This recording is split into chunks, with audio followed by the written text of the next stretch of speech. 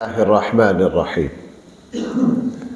الحمد لله رب العالمين، والصلاة والسلام على سيد الأنبياء والمرسلين وعلى آله وأصحابه أجمعين. أما بعد فأعوذ بالله من الشيطان الرجيم. بسم الله الرحمن الرحيم. وقال الذين كفروا أإذا كنا ترابا وآباؤنا أإنا لمخرجون لقد وعدنا هذا نحن وآباؤنا من قبل إن هذا إلا أساطير الأولين قل سيروا في الأرض فانظروا كيف كان عاقبة المجرمين ولا تحزن عليهم ولا تك في ضيق مما يمكرون ويقولون متى هذا الوعد إن كنتم صادقين. صدق الله مولانا العظيم. وقال الذين كفروا، کافروں نے کہا اَإِذَا كُنَّا تُرَابًا، کیا جب ہم مٹی ہو جائیں گے، وَآبَاؤُنَا، ہمارے آبا و اجداد بھی مٹی ہو گئے، اَإِنَّا لَمُخْرَجُونَ، کیا ہمیں دوبارہ نکالا جائے گا، دوبارہ پیدا کیا جائے گا؟ یہ کیسے ہو سکتا ہے؟ پچھلی درس میں آیا تھا یبدأ الخلق ثم یعیدہ، جس اللہ نے پہلی مرتبہ پیدا کیا وہ جناب وہ دوسری مرتبہ بھی پیدا کر دے گا۔ اس لیے بھائیو، قرآن نے 5-6 واقعات بطور دلیل بیان کر دیے کہ ہم نے دوبارہ کیسے پیدا کیا۔ قرآن نے 5-6 واقعات میں اکثر ان کا حوالہ دیتا ہوں۔ بھائی اصحاب کہف کتنے 100 سال سوئے؟ 309 سال۔ اللہ نے 309 سالوں میں ان کو کیا رکھا؟ ان کے جسموں کو 100% محفوظ رکھا۔ صحیح سالم دیکھنے والا یوں ہی سمجھتا تھا جیسے وَتَحْسَبُهُمْ أَيْقَاظًا وَهُمْ رُقُودٌ، قرآن کہہ رہا ہے تم ان کو دیکھ کر یوں سمجھو گے جیسے جاگتے پڑے۔ اصحاب کہف 309 سال یوں اگر کسی کی نظر پڑتی غار میں وہ کیا سمجھتا؟ اندر بندے سوئے پڑے، اندر بندے۔ اللہ نے 309 سال اصحاب کہف کو سلا کے بتا دیا۔ جب ہم عام بندوں کو، عام اللہ کے ولیوں کو یوں سلا سکتے ہیں تو انبیاء علیہم السلام کے جسموں کو بھی اپنی قبروں میں محفوظ رکھ سکتے ہیں۔ آج کہتے ہیں روضہ رسول میں اللہ کے نبی کا جسم بالکل صحیح سال میں، یہ کیسے ہو سکتا ہے؟ اصحاب کہف کو اللہ نے دکھایا نہیں۔ بلکہ میں اس سے بڑھ کر ایک بات عرض کرتا ہوں، رسول اقدس صلی اللہ علیہ وسلم کا جسم اطہر دنیا سے بھی زیادہ پاکیزگی اور صاف ستھرائی کے ساتھ اور نفاست کے ساتھ اپنے روضہ اطہر میں محفوظ ہے۔ چونکہ دنیا میں تو گرد و غبار میل کچیل ہے، وہاں یہ دنیا کی میل کچیل نہیں ہے۔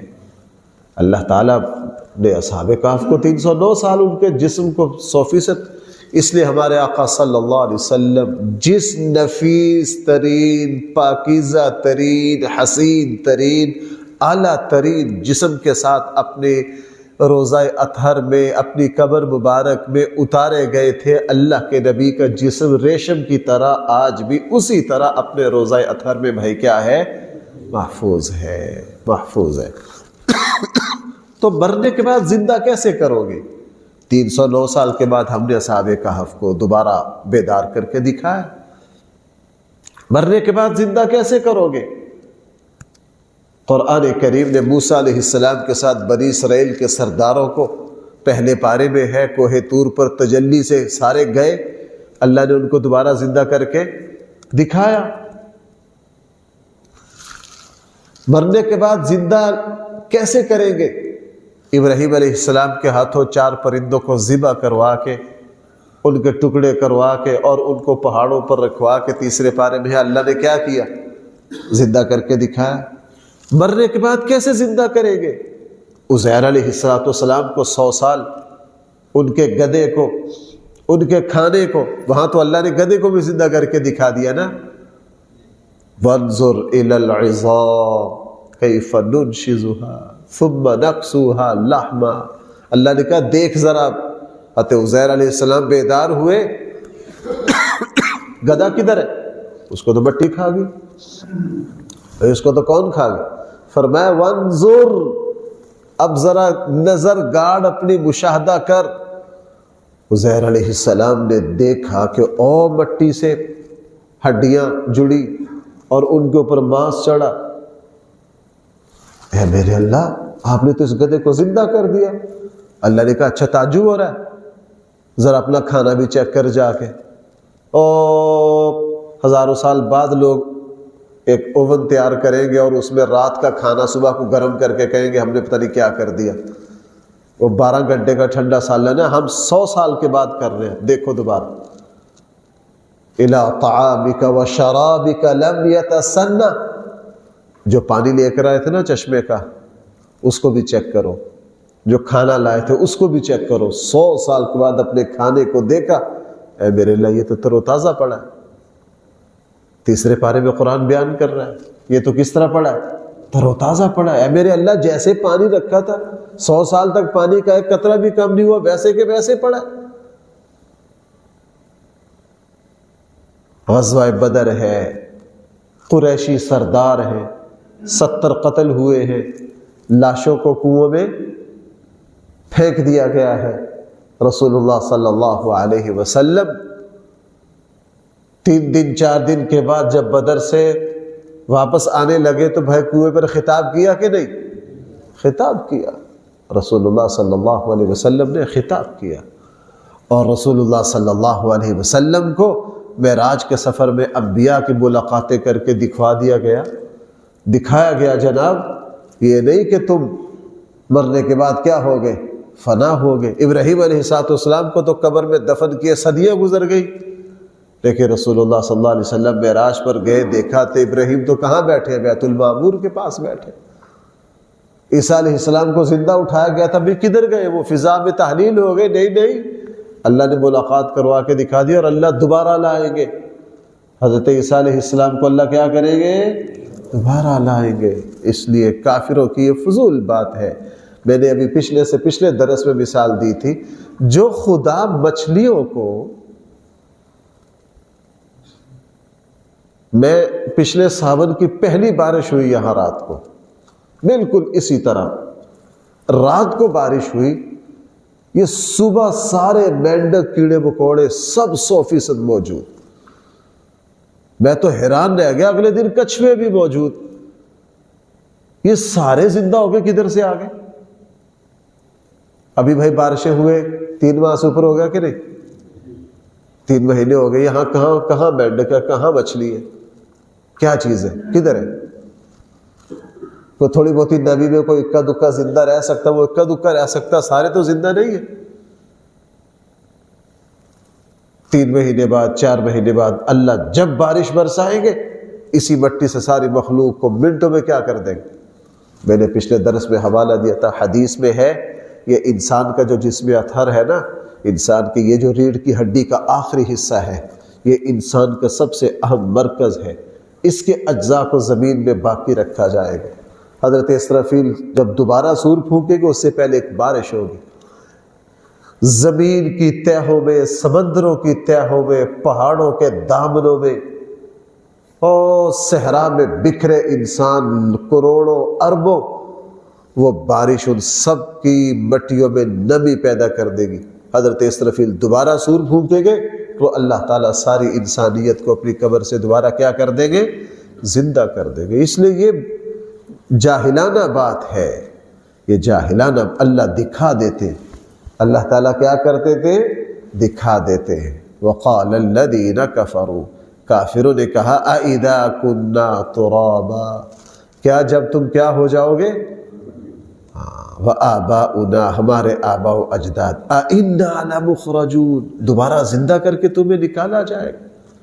لَقَدْ وُعِدْنَا هَذَا نَحْنُ وَآبَاؤُنَا، یقیناً یہ وعدہ کیا گیا تھا ہم سے بھی، وآباؤنا، اور ہمارے پہلے باپ دادوں سے بھی، ان ھذا الا اساطیر الاولین، نہیں ہے یہ مگر پہلے لوگوں کی داستانیں، نہیں ہے یہ مگر پہلے لوگوں کی۔ میں ایک واقعہ کا حوالہ پہلے 2-3 مرتبہ دیا، اس کو تازہ کر لیجئے۔ 86-87 میں اس کو صرف پاکستان نہیں دنیا کے تمام اخباروں نے لکھا تھا۔ آپ نوائے وقت نکال کر دیکھیے، جب یہ عراق میں یہ وقوع ہوا، پوری دنیا کے اخبارات نے چھاپا، اور وہاں پوری دنیا کے بین الاقوامی 200-300 کے قریب غیر مسلم صحافی موجود تھے۔ عراق کے جو گورنر تھے بغداد کے، دریائے دجلہ کے پاس 3 صحابہ دفن ہیں۔ جو گورنر تھے ان میں سے ایک صحابی نے خواب میں انہیں کہا، ہماری قبر میں پانی آ رہا ہے، ہماری قبر میں کیا آ رہا ہے؟ ہماری قبروں کو یہاں سے دوسری جگہ منتقل کرو۔ 2 دن خواب آیا، 3 دن خواب آیا۔ جو بغداد کے گورنر تھے انہوں نے حکومت کو مطلع کیا، سعودی حکومت سے رابطہ کیا، سعودیہ نے اپنے نمائندے بھیجے، علماء نے اس پر غور کیا، رائے دی کہ یار قبر کھود کر دیکھو۔ اب یہ خفیہ نہیں کھدوائی، پورا شہر آیا، پاکستان کے تمام، دنیا کے تمام میڈیا نے اس کو دکھایا۔ یہ کوئی ڈکی چھپی بات نہیں ہے۔ اور جہاں تک مجھے یاد پڑتا اس وقت پاکستان نے بھی اپنا نمائندہ بھیجا تھا، تو بڑی حیرانگی ہوئی کہ یہ پانی کدھر سے آ رہا ہے۔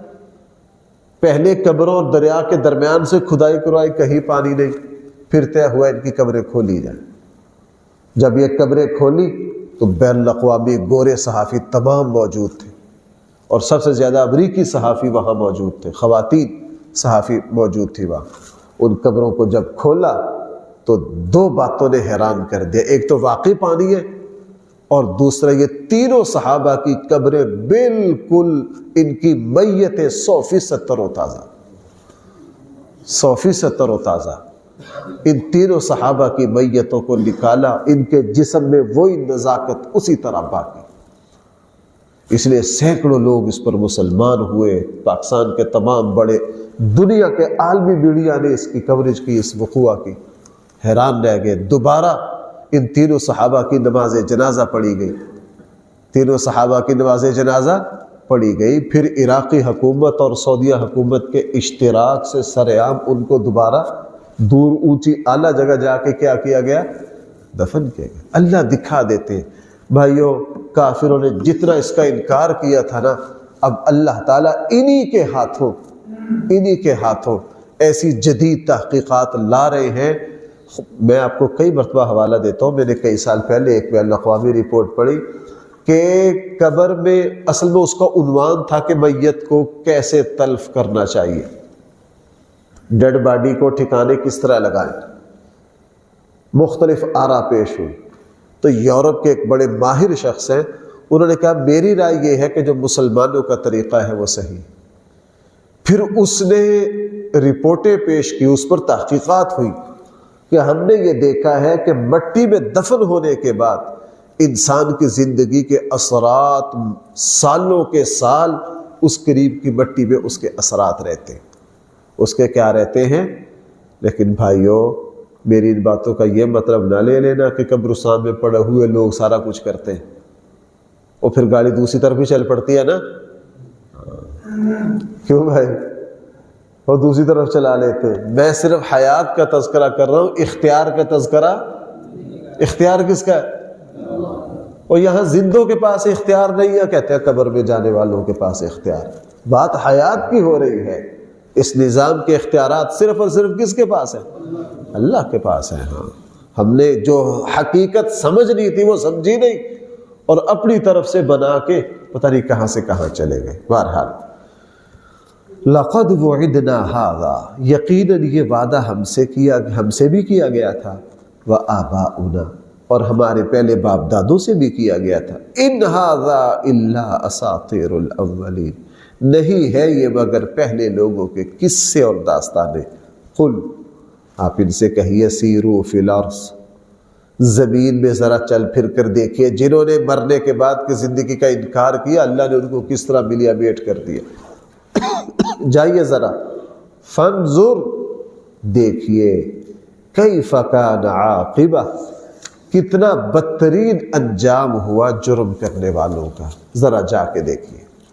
ولا تحزن علیہم، آپ لوگوں کی ان باتوں پر غم زدہ نہ ہو، لوگوں کی ان باتوں پر غم زدہ نہ ہو۔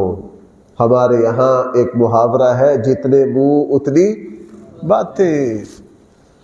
میں اس پر بہت زور دیتا ہوں چونکہ مجھے واسطہ بہت پڑتا ہے اس بات سے، جی لوگ کیا کہیں گے۔ ایک صاحب نے اپنے بیٹے کی شادی سادگی سے کر دی،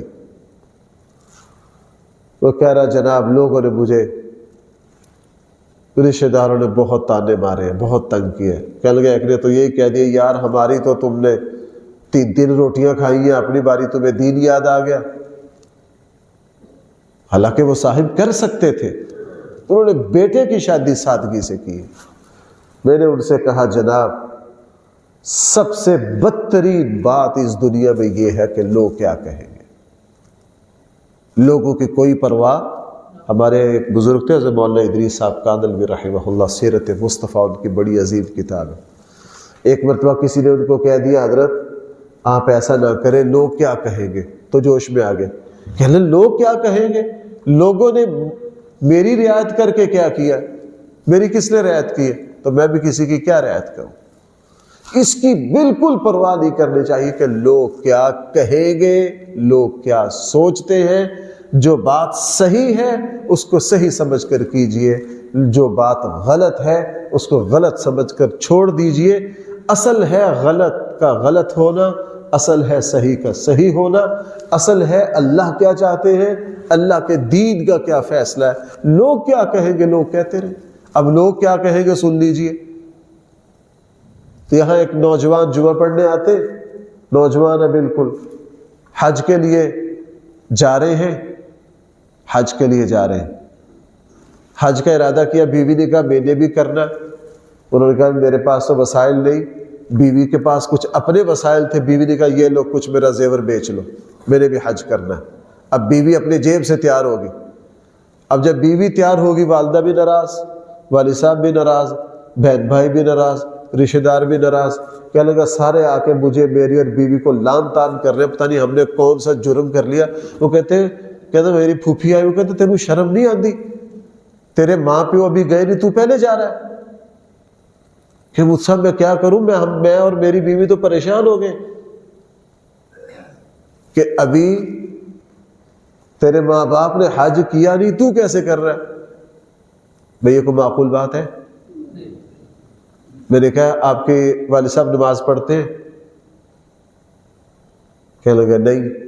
میں نے کہا جناب پھر سارا گھر نماز بھی چھوڑ دو، ابا جی نے ابھی تک نماز نہیں پڑھی، ہم نے بھی نہیں پڑھنی۔ میں کہا اگلے دن پھر روٹی کھانا چھوڑ دو، جب تک ابا جی کھانا نہ کھا لیں اس وقت تک کھانا بھی۔ بھائی والد کا فریضہ الگ ہے، اولاد کا فریضہ۔ والد کے پاس وسائل نہیں ہے، اس پر فرض نہیں ہے، بیٹے کے پاس وسائل ہے، اس پر حج کیا ہو گیا۔ یہ تو ہم نے حج اور عمرے کو ایک رسم سمجھا ہوا ہے، یہ تو ایک فریضہ، یہ تو بھائی کیا ہے، یہ ایک فریضہ ہے، اس کا رسم سے کیا لینا دینا۔ بہرحال تو ہمارے یہاں عجیب فرمایا وَلَا تَحْزَنْ عَلَيْهِمْ، لوگوں کی ان باتوں کی کوئی پرواہ نہ کیجیے۔ وَلَا تَكُنْ فِي ضَيْقٍ مِّمَّا يَمْكُرُونَ، اور آپ اپنے سینہ کو تنگ بھی نہ کیجیے، مِّمَّا يَمْكُرُونَ، ان کی ان سازشوں کی وجہ سے جو یہ کرتے، جو کچھ کرتے رہتے ہیں ان کو کرنے دیں، آپ ان کی کوئی پرواہ نہ کریں۔ وَيَقُولُونَ، لوگوں نے یہ بھی کہا، لوگ یہ بھی کہتے ہیں، مَتَى هَذَا الْوَعْدُ، اس قیامت کے آنے کا وعدہ کب ہے، ان کنتم صادقین، اگر تم سچے ہو۔ یہ کب آئے گی قیامت؟ میں نے آپ حضرات کو بتایا تھا بھائی قیامت کی کتنی قسمیں ہیں، 2، ایک ہے بڑی قیامت، ایک ہے چھوٹی قیامت۔ چھوٹی قیامت ہر بندے کی الگ الگ ہے، اور وہ ہے اس کی موت۔ چھوٹی قیامت کا تو کوئی مائی کا لال انکار، موت کو تو کافر بھی مانتے، چھوٹی قیامت کا تو کوئی انکار نہیں کر سکتا، وہ تو سر پہ کھڑی ہے، ہر فرد کی ہے، الگ الگ ہے جناب جس طرح چھوٹی۔ دوسری بات یہ دیکھو، اس اصول کو ہر کوئی مانتا ہے کہ اس زمین اور آسمان میں ہر چیز پر زوال ہے۔ بھائی ہر چیز پر کیا ہے؟ کوئی حکومت یہاں باقی نہیں رہتی، کوئی طاقت یہاں باقی نہیں رہتی، فنا ہے۔ جب فنا ہے تو فنا کا جو اصول ہے جس کو تم مانتے ہو، اسی اصول کے تحت اللہ ایک دن اس نظام کو بھی بھائی کیا کریں گے؟ فنا کریں گے۔ جب اس نظام کی ہر چیز پر کبھی نہ کبھی فنا آ رہی ہے۔ قل عسى ان يكون، آپ ان سے کہہ دیجئے ان قریب ان يكون ردف لكم، یہ تمہارے پیچھے آ جائے گا، بعض الذی تستعجلون، وہ بعض باتیں جن کا تم سے وعدہ کیا گیا اور تم اس کی جلدی مچا رہے ہو۔ تم جس عذاب کو جلدی جلدی مطالبہ کر رہے ہو نا، وہ ابھی آ جائے گا تمہارے پیچھے، اور ایسے ہی ہوا۔ وَإِنَّ رَبَّكَ لَذُو فَضْلٍ، بے شک آپ کے رب جو ہے لَذُو فَضْلٍ، وہ بڑے فضل والے ہیں، عَلَى النَّاسِ، لوگوں پر، وَلَكِنَّ أَكْثَرَهُمْ لَا يَشْكُرُونَ، لیکن اکثر لوگ اس کا شکریہ ادا، وہ اللہ تعالیٰ تمہارے مطالبہ عذاب پر فی الفور عذاب نہیں بھیجتا۔ تم یہاں سے بگڑتے ہو، حالانکہ تمہیں بگڑنا نہیں چاہیے، وہ اللہ وسیع الظرف ہے۔ بھائی وہ اللہ کیا ہے؟ وسیع الظرف تو چھوٹا لفظ ہے، وہ اللہ تعالیٰ بہت مہربان ہے، فی الفور نہیں پکڑتے۔ فی الفور یار آخری نبی کو قتل کے منصوبے جنہوں نے بنائے، ان کو پکڑتے پکڑتے اللہ نے کتنی مہلت دے دی؟ 14-15 سال دے دی۔ غزوہ بدر جا کے تو 15 سال بعد ہوا نا جا کے۔ یہ اللہ کا نظام ہے، یہ حکمت پر مبنی ہے۔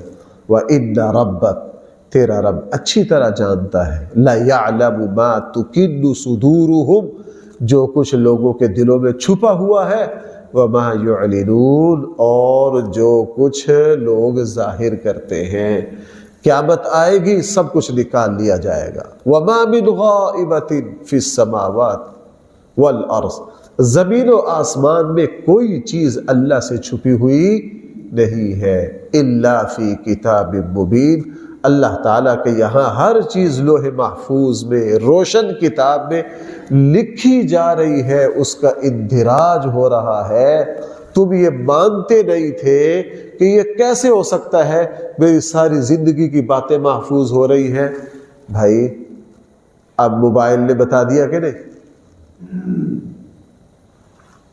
موبائل نے بتا دیا، کہتے تھے ہماری باتیں یہاں بیٹھ کر ہو رہی ہے، اللہ کیسے یہ کرامن کاتبین کیسے محفوظ کرتے ہیں؟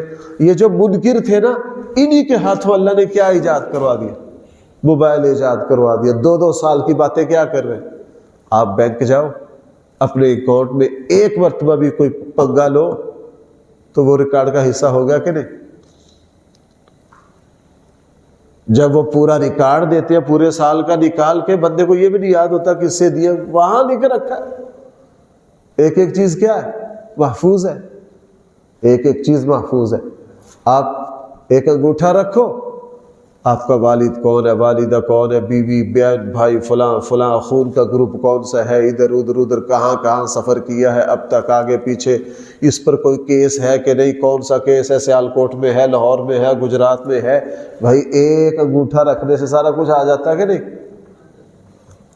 کہتے تھے اللہ کیسے کریں گے، اور تمہارے ہاتھوں اللہ نے، جب تمہارے ایک، اب میں دبئی گیا، وہ پریشان ہو، وہاں سے ہمیں پتہ نہیں تھا، یوں گزرے تو انہوں نے ہمیں جانے دیا، جی ہمارا وہ سارا چیک، انہوں نے کہا جی ہو گیا، یہاں سے جو گزرے ہو یہ دائیں بائیں سسٹم لگا ہوا ہے، اس نے کیا کر لیا، ہر چیز تمہاری چیک ہو گئی، تمہارے ہمارے کاغذات بھی چیک ہو، انہوں نے کہا جی کاغذات بھی چیک ہو گئے، جاؤ۔ اب آنکھوں کے یہ لیتے ہیں حصہ، اسی سے 1 منٹ میں سارا۔ میں کچھ ڈاکٹر ہمارے دوست ہیں، ان کے پاس بیٹھے تھے، ان کے سامنے ایک رپورٹ آئی۔ اب وہ فضول سی بات ہے، ایک نوجوان نے شراب پی، اس سے اس کو تکلیف ہو گئی. اب خون کی رپورٹ آئی, اس میں بتا دیا اس نے شراب اتنے گھنٹے پہلے پی ہے, فلاں پی ہے, یہ اتنے عرصہ سے پیتا ہے, اتنے عرصہ سے پیتا ہے. اور خون میں جتنی قسمیں, وہ مجھے بتانے لگے جی اس خون کے ایک قطرے سے یہ بھی پتہ چل گیا, یہ بھی چل گیا, یہ بھی چل گیا, یہ بھی چل گیا, یہ بھی چل گیا. ایک رپورٹ سارا کچھ بتا رہی ہے کہ نہیں؟ اور یہ کہتے ہیں اللہ کو نہیں پتہ چلے گا. بھائی جو بات میں عرض کرنا چاہ رہا ہوں آپ سمجھ پا رہے ہیں؟ کہتے ہیں اللہ کو نہیں پتہ چلے گا, کہتے ہیں اللہ کو پتہ نہیں چلے گا. پیشاب کے ایک ٹیسٹ سے سب کچھ پتہ چل جائے اور اس عاجز انسان کو پتہ چل جائے, یہ کہے اللہ کو کیسے پتہ چلے گا؟ اللہ تمہاری گچی مروڑ کے تمہارے ہاتھوں سے یہ ایسی چیز ایجاد کروا دیں گے جو ان میں سے ہر چیز کو کیا کرے گی؟ ثابت کرے گی, اور ثابت کر رہی ہے. اس لیے الا فی کتاب مبین, زندگی میں تم جو کچھ کر رہے ہو وہ واضح کتاب میں مندرج اس کا اندراج ہو رہا ہے. اللہ تعالیٰ مجھے اور آپ کو صحیح فہم عطا فرمائے. الحمدللہ رب العالمین والصلاة والسلام علی سید المرسلین وعلی آلہ واصحابہ اجمعین. ربنا آتنا فی الدنیا حسنہ وفی الآخرۃ حسنہ وقنا عذاب النار. صلی اللہ تعالی علی خیر خلقہ سیدنا مولانا محمد وآلہ واصحابہ اجمعین برحمتک یا